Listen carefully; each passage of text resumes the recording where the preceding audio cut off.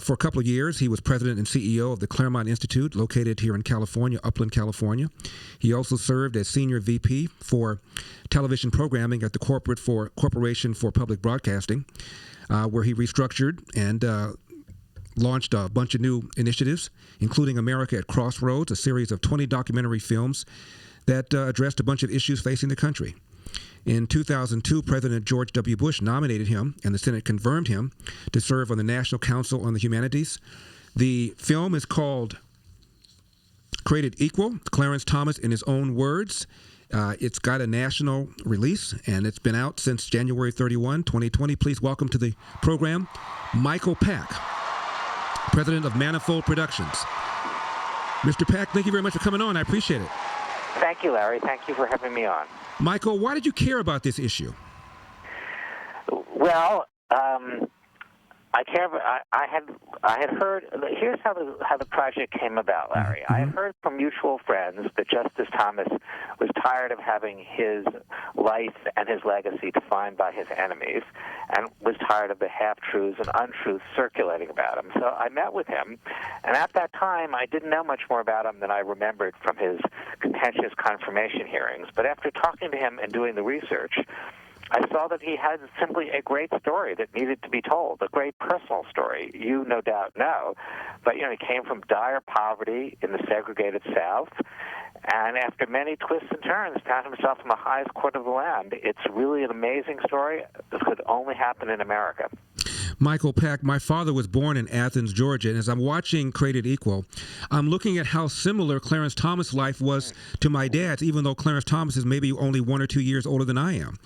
My father, unlike Clarence Thomas, did not have a grandfather in his life to give him some direction. My father had nobody. He left home when he was 13 years old, thrown out of the house by his mom, who could neither read nor write. My father never even met his biological father, and Clarence Thomas had very similar circumstances. Tell me about Clarence Thomas's biological father. Well, his biological father left before he could even remember. He didn't meet him, and it was only briefly till he was 8 years old. Wow. So he was raised by his mother, and he was born in Pinpoint, the Gullah-speaking area on the coast of Georgia, in dire poverty. And then his mother moved to Savannah, where he then experienced what he called rural squalor, where he didn't have enough to eat, and he was cold in the winter, and he didn't have a real bed to sleep in, slept in a chair. And it was after several years of that kind of grinding poverty that his mother, who felt she could no longer take care of her 2 sons, brought them to her father, his grandfather, to raise. And as you said, Larry, that was the huge impact in his life, and that did turn his life around. His grandfather gave him hard work and discipline and sent him to Catholic schools that were still segregated, but run by these Irish nuns who loved them and gave him good values. So that changed his life for the moment, until he then experienced a whole bunch of other things. Michael Pack is my guest. He is the writer-director of Created Equal, Clarence Thomas in His Own Words. The film is available all over the country right now. Michael, they have to go to our website, Larry. They have to go to our website to find out where it's in. Last week it was in 20 theaters. Now it's in 40, so we're hoping that it's building. But they've got to go to justicethomasmovie.com to see if it's playing in their area. And if it's not, there's a place to sign up on the website, and if there's a big enough group, we can make another screening happen. But I appeal to your listeners to go. I mean, lots of times people, more to the right, just show up for movies like people more to the left do, but that's why the movies are the way they are. Michael Pack, what happened to Clarence Thomas's mom, and did he have siblings? He did. He had a sister and a brother. The sister stayed back in Pinpoint with an aunt, and didn't have the benefit of being raised by his grandfather. His mother still lives in Savannah. His mother lives in the house that his grandfather once owned. I have met her down there. Although none of these people are in the film, I should say that it's called Clarence Thomas in His Own Words because the film is based on the 30 hours of interviews I conducted with Justice Thomas and his wife over 6 months.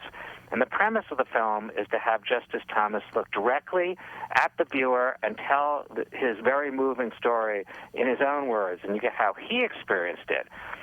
So even though his mother's there and we could have interviewed her, we don't hear from her. He talks about her and about his grandfather. And then his period of radicalism when he was a student, when he was sympathetic to the Panthers and Angela Davis and Malcolm X, and helped put together a black student union, only to sort of think his way out of left-wing radical politics, to come back to his grandfather's values and finally end up working for Ronald Reagan. I mean, it's a complicated story and a great American story. And I think there are others like that. Your Fathers is another one that are actually been excluded in the history that we tell of African-American lives and American lives in general. Michael Pack, just a minute or so left. He still is very, very bitter, I can tell, about the Anita Hill confirmation hearings and how he feels he was treated. Yeah, I mean, I think he tries to put it past him. He relied on his faith to get him through that at the time, and he relies on his faith now. He thinks of his life overall as blessed, but yeah, he feels he was not treated well in the Anita Hill hearing, and he describes it as Kafkaesque. They had it was the second part of a hearing. The first part had already ended. Finally, these charges leaked from his point of view, and as he described it, they came from nowhere. He didn't know.